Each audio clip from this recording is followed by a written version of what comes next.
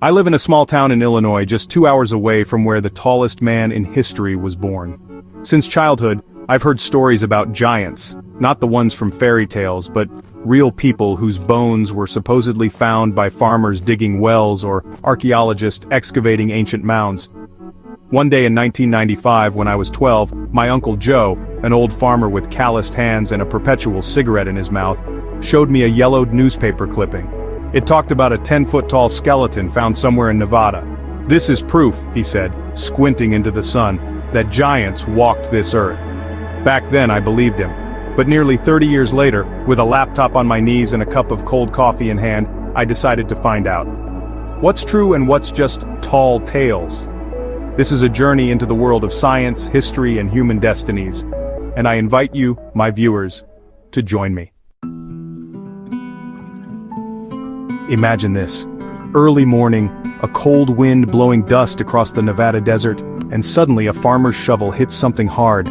He digs deeper, and a skull emerges from the ground, huge, larger than any human he's ever seen. Nearby, bones as long as a young tree trunk. These are the stories I heard as a child, but what if I told you that such finds are not fiction, but reality? Let's start with the facts that make your heart race. In 1991, archaeologists in Italy near Rome found a skeleton that made the scientific world pause. A man who lived in the 3rd century AD stood 6 feet 8 inches tall, 202 centimeters. For a time when the average man barely reached 5 feet 5 inches, he was a true giant. A study published in the Journal of Clinical Endocrinology and Metabolism in 2012 revealed he had a pituitary tumor that caused gigantism. His skull was deformed, his arm and leg bones elongated as if his body didn't know when to stop growing.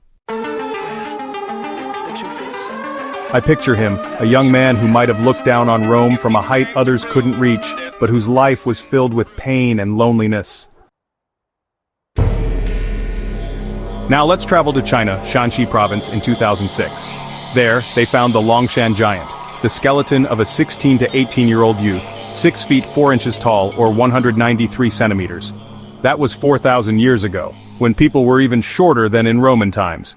3 strange holes in his skull, each nearly 2 inches in diameter, still puzzle scientists. Was it surgery? A ritual? I imagine his face, a teenager, taller than everyone in the village, with eyes full of questions no one could answer. These finds are not isolated cases. In 2019, National Geographic published an article about a skeleton from Poland, found in a 13th century burial site. Height, 6 feet 7 inches. Scientists from the University of Warsaw confirmed gigantism. And here's the question that haunts me. When I was a boy, my father read the Bible to me before bed. One night, he reached the book of Genesis, where it spoke of the Nephilim, giants born from angels and mortal women. I fell asleep imagining giants striding across the hills of Illinois. Later I learned that such stories are everywhere. Norse Jotuns, Greek Titans, Indian Daityas. But what gave rise to them? In the 19th century, America was obsessed with giants. Take the Cardiff Giant. In 1869 in New York State, farmer William Newell found a 10-foot-tall skeleton. People paid 50 cents, big money back then, to see it. Thousands believed it was proof of biblical stories. But the truth came out quickly. It was a hoax, carved from gypsum by local prankster George Hull, who wanted to make a buck. Today that giant stands in a museum in Cooperstown as a reminder of how easily we can be fooled. Here's another case, closer to our time. In 2007, in Texas, a local blogger posted a photo of a giant skeleton supposedly found after Hurricane Katrina. The post went viral on Facebook, garnering 10,000 likes in a week. But Snopes quickly proved it was Photoshop, concocted for a contest on Worth 1,000. I remember my neighbor Bill, a retired firefighter, showing me that photo on his old iPhone, swearing that the government is hiding the truth. Bill died in 2021 from COVID, but his belief in giants stayed with me. These stories are part of American culture. We love mysteries. Hey, remember the History Channel's search for the lost giants from way back in 2014? They talked about these 12-foot-tall skeletons supposedly found in Ohio. It sounds thrilling, I know, but actually archaeologists from Ohio State University had already debunked that story back in 2005. Turns out the bones were from mastodons, not humans. Yet, every time I walk past the Field Museum in Chicago and see the huge dinosaur bones, I can't help but feel a sense of awe.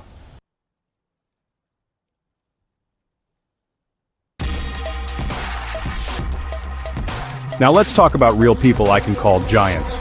My town in Illinois is proud of Robert Wadlow, the tallest man in history. He was born in 1918 in Alton, just 20 miles from here. By age 22, he stood 8 feet 11 inches, nearly 272 centimeters. I visited the Wadlow Museum in 2018 and I stood next to his life-size statue. My 6 feet felt, well, pretty insignificant. His shoes, size 37 AA, and his cane, like a wizard's staff. But honestly, behind this greatness lies tragedy. Robert suffered from gigantism due to a pituitary tumor. His body just grew uncontrollably, his bones weakened, and his heart struggled. In 1940, he died from an infection caused by a blister from a leg brace. He was only 22. Locals still tell stories of him walking the streets of Alton smiling at children, though honestly, every step was a struggle. His grave at Upper Alton Cemetery is a place I've visited often. There's no headstone, just a slab to keep sensation seekers away. I lay flowers there every June thinking of how kind he was, despite his fate. Then there's Charles Byrne, the Irish giant, a story I discovered recently. Born in 1761, he stood 7 feet 7 inches tall. In 18th century London he was a star, but his life ended at 22 from tuberculosis and alcohol. He begged to be buried at sea, but his skeleton was displayed in a museum. In 2023, the BBC reported that his remains were finally removed from display. 250 years later, he found peace. Reading this, I felt a lump in my throat. These people weren't myths, they were just like us, only taller. Today America has its own giants. Sultan Kosin, a Turk living in California since 2010, stands 8 feet 3 inches. In 2022, he appeared on Good Morning America, talking about how hard it is to find size 28 shoes and how kids in the park look at him like he's Superman. But he smiles, despite the pain in his joints. That's the humanity I want to share. In 2020, during the lockdown, I stumbled upon a Twitter post. A guy from Arizona claimed that a 15-foot-tall skeleton was found in the Grand Canyon.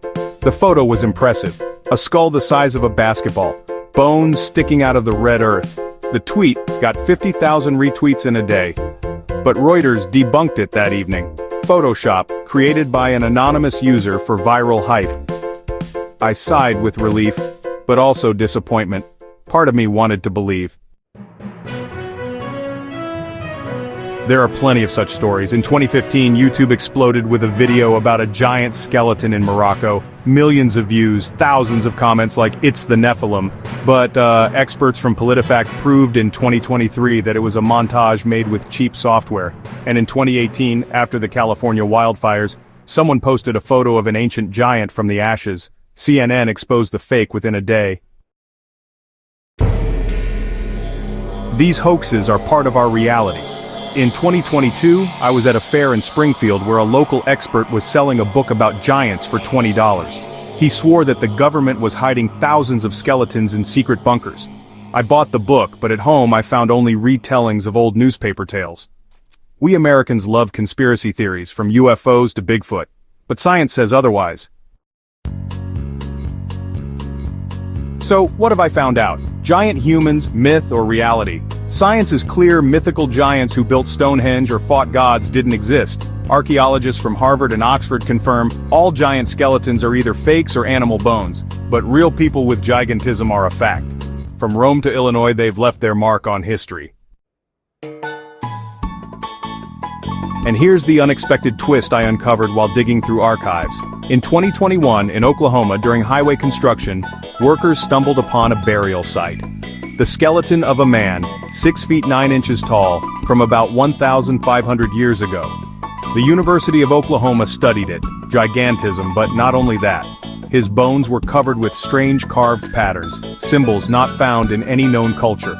Anthropologist Dr. Sarah Miller said in an interview with the Oklahoman in March 2023, "This isn't a ritual, it's something personal.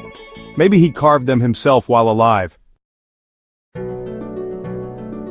I imagined him, a lonely giant sitting by a fire knife in hand, etching his story onto his own bones. Who was he? What did he want to say?